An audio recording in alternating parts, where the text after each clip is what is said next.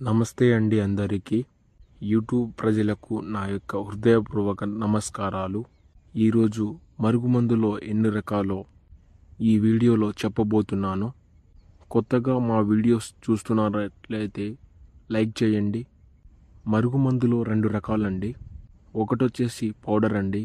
ఈ పౌడర్ చికెన్లో కానీ, మటన్లో కానీ, టీలో కానీ, కాఫీలో కానీ, జ్యూస్లో కానీ, స్వీట్స్లో కానీ, ఏదైనా మనం తినే తాగే వాటి పదార్థంలో పెట్టేది.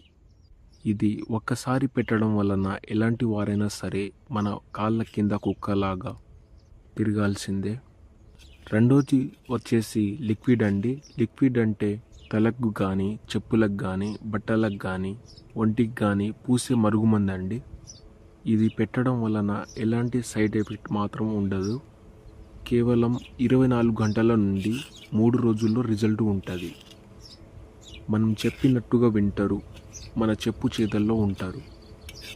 ఈ వీడియో మీకు నచ్చితే 100%గా ఒక లైక్ కొట్టండి.